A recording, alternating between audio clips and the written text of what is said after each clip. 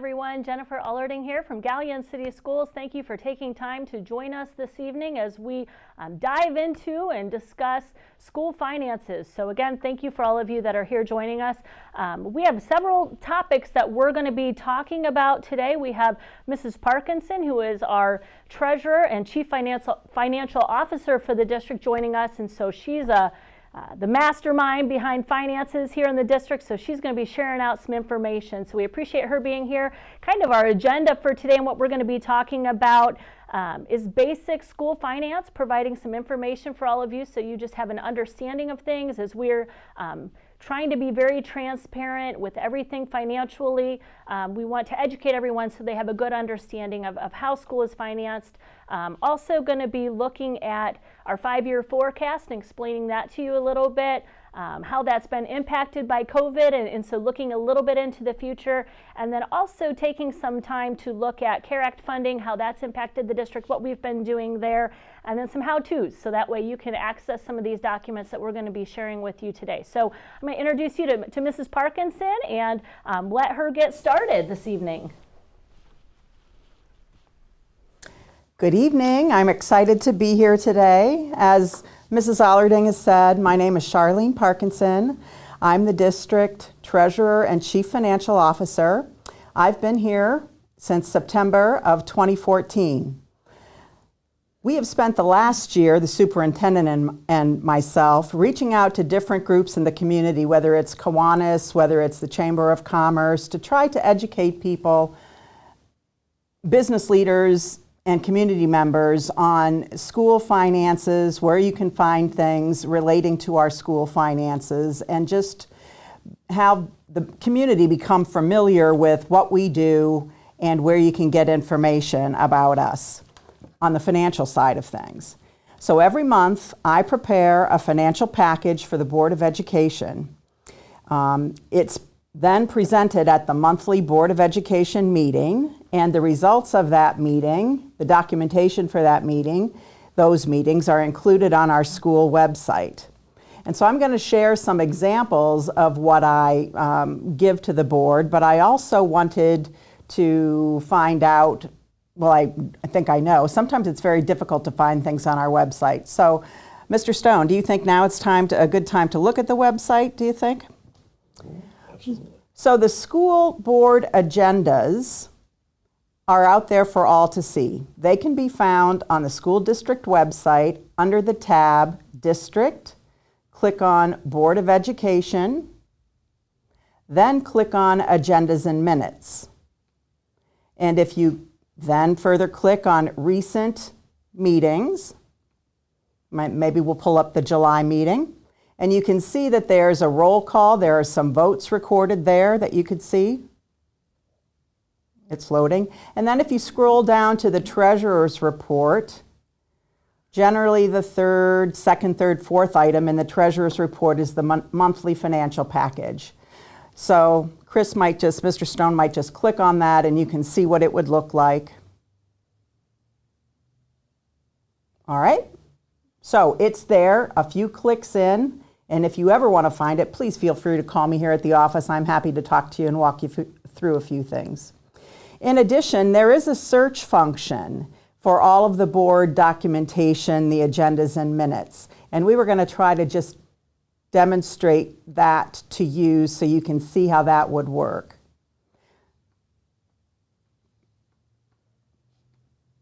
And I think that it's safe to say, Charlene, that anytime that anyone has any questions, any comments, all of the things that we're going to be sharing today can be found on the website, as she's navigating, and we can answer any questions that you have at any time about any of those documents, or even things that aren't on those documents that you have questions about financially. So just wanted to throw that in here while we're waiting for the website to get ready to share that information with you. So we're good? All right, so we're on the search function now of that website. And I think Mr. Stone is just going to type in 828 Edward Street. We did have some issues come to the board regarding that location, and if you simply type in 828 Edward Street into the search box, it'll show you which agendas that particular item was discussed. So we just wanted to demonstrate that to you in the community so you can understand how a little bit better to navigate our webpage, because our webpage has lots of information. All right, so let's get about the business of school finance, which is why we're here this evening. All right, first things first, terminology can be very confusing, particularly in schools and with the Ohio Department of Education. I fondly refer to things as the alphabet soup of what happens in schools, whether it's school funding or different types of things. So, the ODE, you pull that up on the website, you get ode to the something. It's not ODE, it's the Ohio Department of Education. Anyway, something as simple as an operating budget to you or I, if we have a budget at home, or if you work in private industry for a small company perhaps, you are very familiar with a budget. So you would think a budget would be a budget, but in school finance, a budget is actually called a forecast. So it ends up being confusing right out of the gate. I just wanted to share with you that 80% of a school's financial activity flows through what we call the district general fund. So now we're going to show you some schedules about what happens with the general fund. All right. First schedule I wanted to show you is included monthly in our packet. It gives our overall cash balance. Are we able to see that? So in this month, this was October 2019, I had prepared these schedules for a different group that I was presenting to. You can see that the district had a total cash balance of $9,824,000. I have a few little letters there, A, B, and C. If we look to the next page, I'm demonstrating to the community, to be very transparent, as well as to the board, that cash reconciles to an independent statement that's prepared by our bank, United Bank. So you can see the letter A on the first page, the letter B on the second page, and on the third page there, you see the letter C at the bottom in that current month that ties out to the $9,824,000. All right? And then the next page, you can see the letter C represented again from the third column from the right, totaling the $9,824,000. This is to demonstrate that these aren't just numbers that I, make up. You have a bank balance that reconciles to the cash balance, bank statements that reconciles to the cash balance, and a system-generated report that ties to the monthly cash balance every month. So, transparent, my numbers tick and tie, but I want it to be easy for our community members to understand. So back to the general fund. Let's talk about that for a minute. The next page is our actual versus forecast for the fiscal year 2021. Our fiscal year runs July the 1st through June the 30th. As I mentioned earlier, 80% of the district budget, or the district activity, flows through the general fund. So as we look at this sheet, let's look at the sources of general fund revenue. You can see that there are general property taxes under the fiscal year-to-date actual for 2020. $4,337,987. That figure combined with the tangible personal property tax and the property tax allocation make up the revenues that we receive from the Crawford County Auditor, corresponding to the real estate taxes that are collected from our community 2 times a year. That's about 25% of our revenue stream. So the real estate taxes that are committed and voted on by our community represents about 25% of our total revenue. Then you see the next 2 large numbers in the fiscal 2020 column of $13,780,000 and $748,000. Here's again where terminology can be confusing.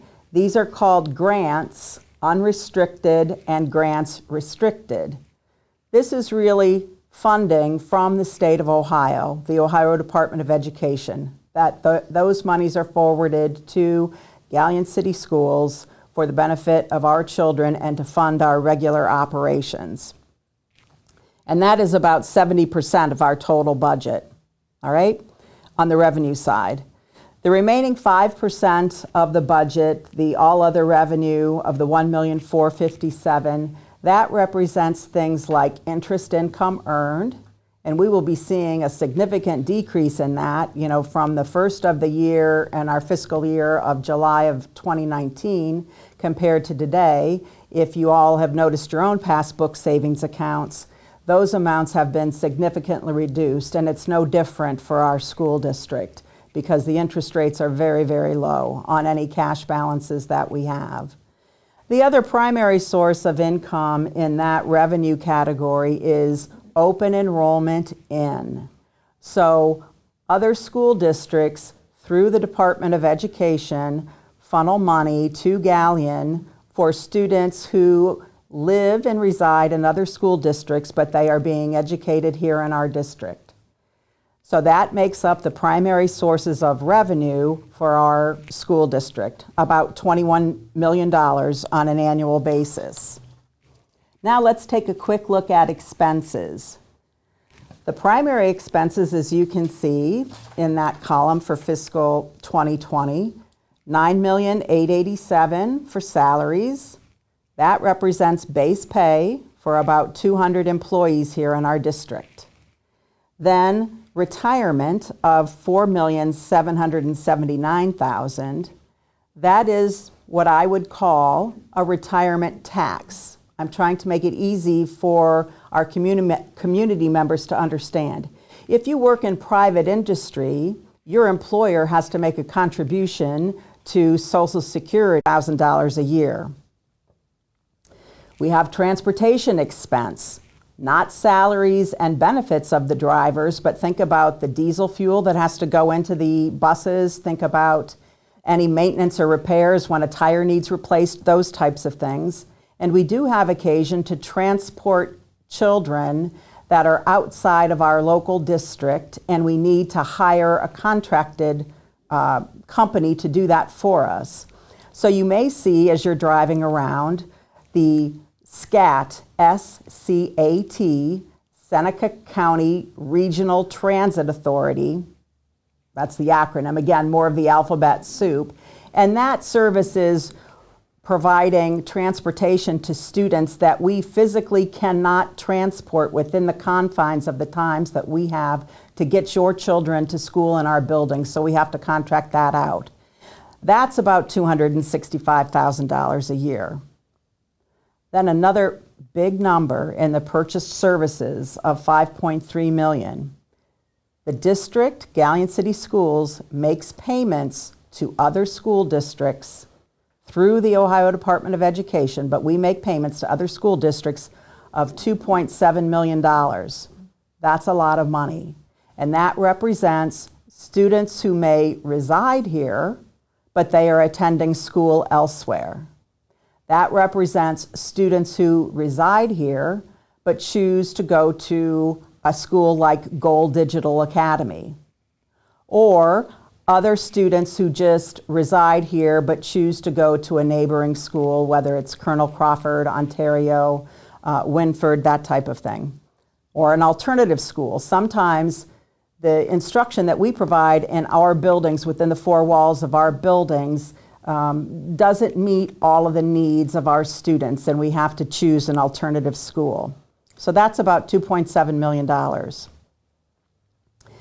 Then, many of you may not know, we have individuals that come to our schools every day to assist our students, but they aren't our employees, but they are delivering services to our student population, including substitute teachers. The substitute teachers that we have are not our employees, they're working for another company. That's $156,000 a year.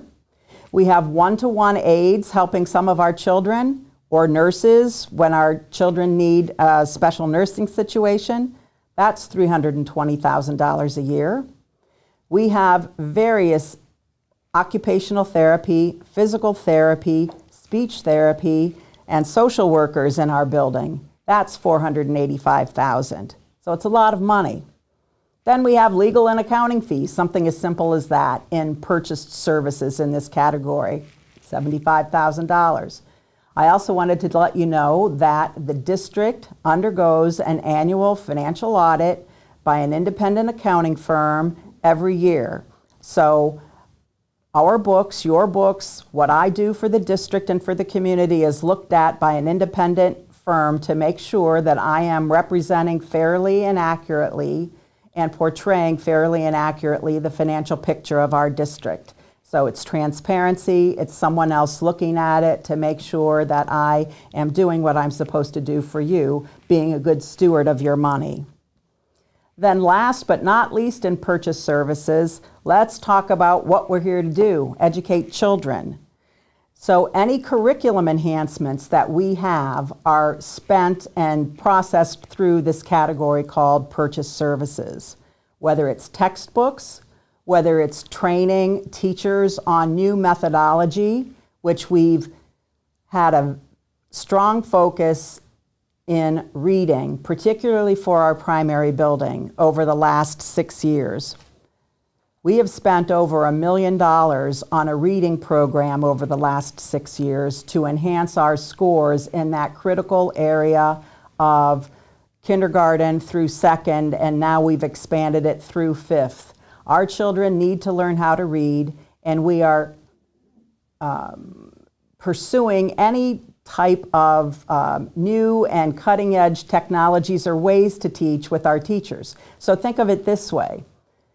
Would you want to go to a surgeon who hasn't had any continuing education or professional development for your gallbladder to be removed if they graduated medical school in 1985 and wasn't up to date on, let's say, laparoscopy or laparoscopic surgery? Same thing with education. So we've had to completely revamp our teaching instruction in the area of reading at our lower building. It's been expensive, but we've actually seen significant improvement in our results with that particular age group. So that sums up what happens in that crazy category called purchased services. And before we move on, if I can just jump in, Charlene, forgive me. I just want our community to understand, that those expenditures, we vet those. Everyone is looking at those to make sure that, what we are spending will benefit our students. Because at the end of the day, that's our most important thing. We are fortunate in our district to have Charlene as our treasurer, where she values education. And so, we work together as a team truly with all of those expenditures.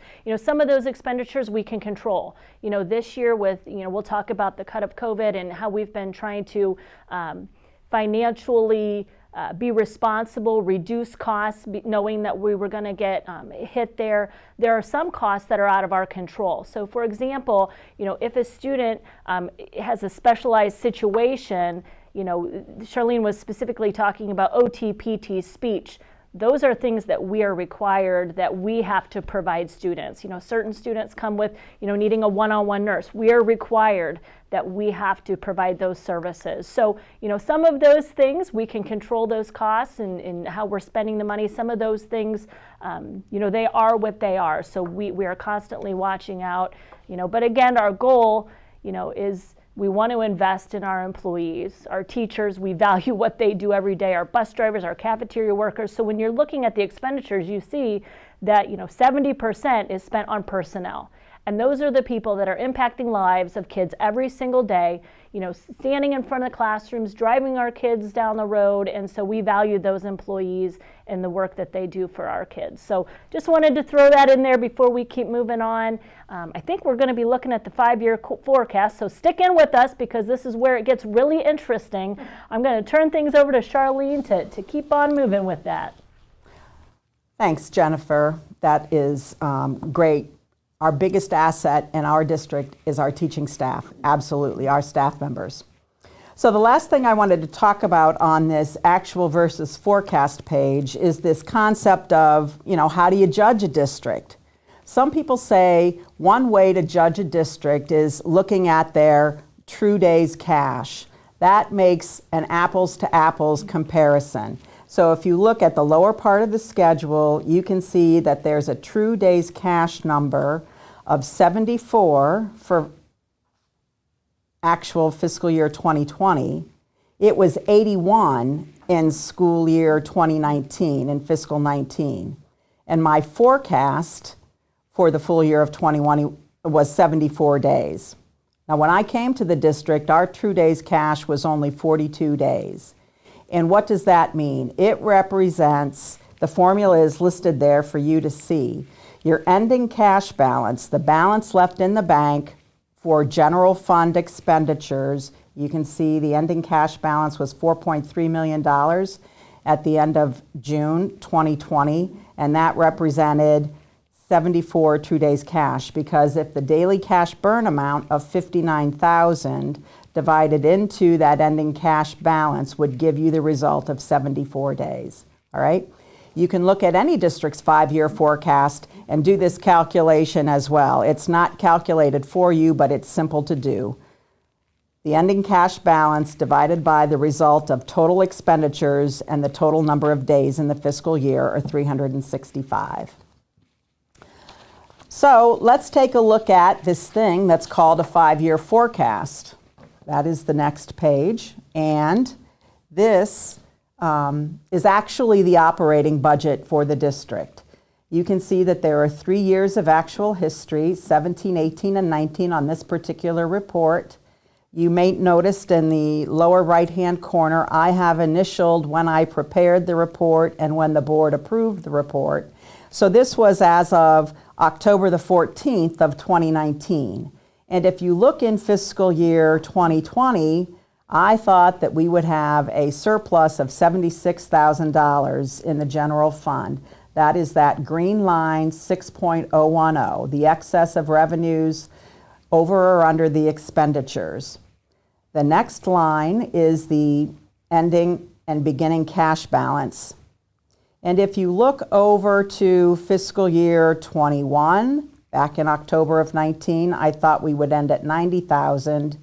Then you can see that we would be running deficits in year 22, 23, and 24. Those deficits are attributable to a renewal levy that's on the ballot this November, actually. And the state of Ohio and the Ohio Department of Education requirements are that that levy revenue cannot be reflected above the line in the property tax line that we talked about previously on the previous schedule until the renewal is in fact passed. All right, so I wanted to point that out to you. So back in October of 14, I thought we were going to end 2020 at $76,000. Where did we end? We ended up over $330,000 negative. Why did that happen? That's when COVID came to town. And so Charlene, I just want to ask, so if I'm looking at this as a member of the community, I'm looking at the 76, the 90, and then I see a deficit in 22 of $725,000, correct? That's correct. Okay, so in 2022 is when our district would go into deficit spending, but that's not included of the Right. levy dollars. Okay. The levy dollars are not included in that. Okay, so that's where we would be if, okay. Right, Correct. just want to make sure everybody kind Right. of was looking ahead and saw that. It's very confusing, particularly when you're not used to it.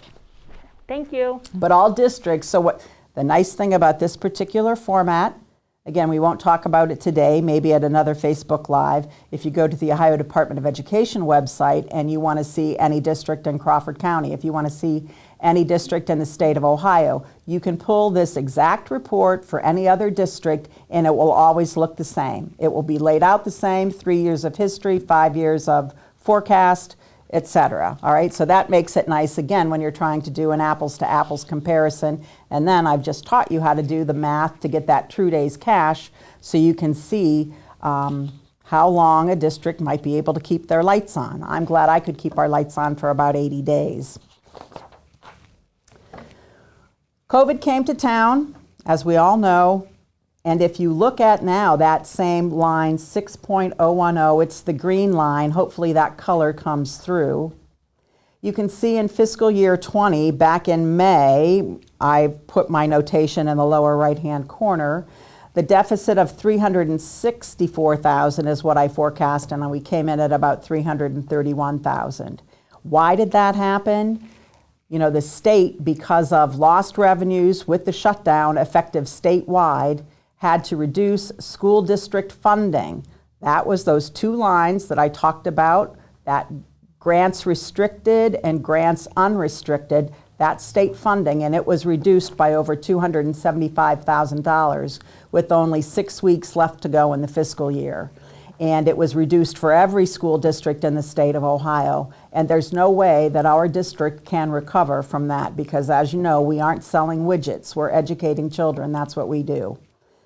So that deficit is, at this time when I prepared this forecast, was scheduled forward. You know, back in March, April, May, when we were talking about the shutdown and the impact it was having on the budget, the overall budget at the state of Ohio, they were recommending, the state was, that we forecast a 10% reduction in state funding. So that would hit our district especially hard, and that's why you see such large numbers there in fiscal 21, 890,000. That's the impact of forecasted reduced state funding. Compound that in fiscal 2022 of a deficit of 1,230,000. So that's reduced state funding because of the shutdown, as well as our renewal levy not being able to be reflected on the top line in that real estate section that we talked about. What's concerning, if you look at this post the COVID crisis number, that cash balance at June 30th, you see in fiscal year 2023 and fiscal year 2024 on this particular forecast that was prepared back in May of 2020, we are out of cash. Negative cash balance of 109,000 and negative cash balance of 3,086,000. All right, that's just what the forecast was. The levy wasn't in there, and we didn't know what the impact, you know, at that time in May of the overall shortfalls in the state budget. But there have been shortfalls in the state budget. We're hopeful that we can maintain only a 3 to 3.5% reduction for the current fiscal year that we're in. The 5-year forecasts are due to the state of Ohio every November and every May. So I am working on a new forecast for the Board of Education, and it will be presented to them at the November meeting and approved. And now that you know how to go in and look for those types of things on our school website, you'll be able to see what's happening there. But also, just as an aside, the district used to collect almost $100,000 in casino revenue. Our first casino payment this year was only $23,000, and it's usually $45,000. So that has impacted our district as well. All right, I wanted to take a little bit of time to talk about the next item that's been in the news. The federal government has granted school districts some CARES Act funding. So the next schedule that I would like to present to you is what the district has been awarded from the federal government through the state of Ohio for personal protective equipment. We were given a mandate to open schools safely, and in order to do that, we're very thankful that Crawford County is at a level 1. We're very thankful that our students have been in school every day, all of them, each day, but we needed to keep them safe. So this schedule just gives you an example of some things that we've spent money on. Look at the first thing there, sneeze guards. That was $1,466.86. Thermometers, $866.31. So I present these schedules to the board every month, and I also want you to understand what we're spending the money on. So we were allocated $98,000 for personal protective equipment, and this money must be spent by December 31st of 2020. So there's an example of what has happened so far. You can see I've highlighted the figure in the middle column, expenditures of $72,000. That's what we have spent so far on personal protective equipment since the crisis began. Then the next page is another source of funding for us that came from the federal government and administered through the Ohio Department of Education, and this is really for virtual learning. So think about what we had to do. We needed to deploy a device to every student, K through 12, in the event that we needed to be out of the building like we were in March of 2020. So each student needed a device. We needed to purchase more robust curriculum to be able to deliver the instruction virtually. It's not the same virtually as it is with your teacher in the classroom. And we needed supports on what I would call back end or back office to manage the virtual classroom. Think about the fact that we still have to take attendance, we still need to mark grades, all of those things. Well, that can't be done easily without some supports. So if you look at the last page of this particular report, this CARES Act for the virtual learning related activities is $507,000. This money needs to be spent by June 30th of 2021, and we've currently spent almost 380,000 of that, and we have plans to continue to enhance our virtual curriculum. So as Mrs. Allerding says, we will probably spend every penny of the 98,000 and every penny of the 380,000. Looking at those CARE Act dollars, I just want to, jump in here again. Sorry, Charlene. That's all right. And just share with our family members that, obviously you've seen our 5-year forecast and you've seen the impact that COVID has had on, our overall projections of where we're going to be. And so, we know that that's not only true for us, but true for all of you at home. Families have been impacted beyond belief by COVID. And so, what was important to us was how can we pass that along to our families. And so we spent a lot of time talking. Mrs. Parkinson, in fact, brought up the idea of giving our families the instructional fee holiday. So for, middle school down, we had a set fee. Once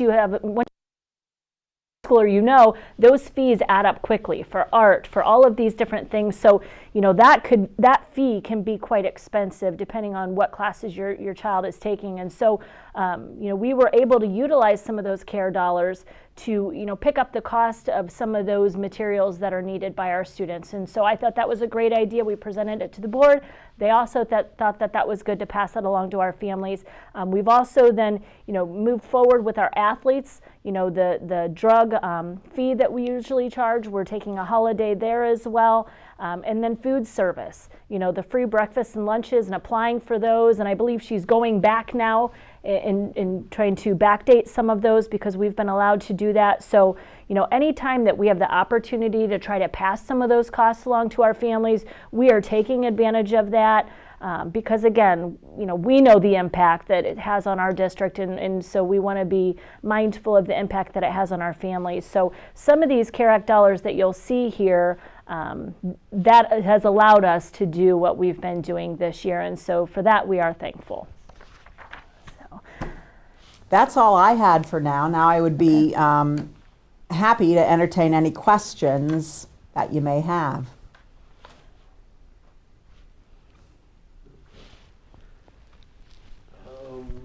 We did get one question, and it was related to technology fees that came in through the Google form. So can you explain why the technology fee went from $20 to $40 and why there is no quote-unquote financial assistance for that? So in years past, a $20 fee was charged to students in grades 3 and 4. And that $20 fee for the technology premium was $20 compared to $40 for every student in grade 6 through 12, because the students in grades 3 and 4 were not permitted to take their device home at the end of the day or over the weekend.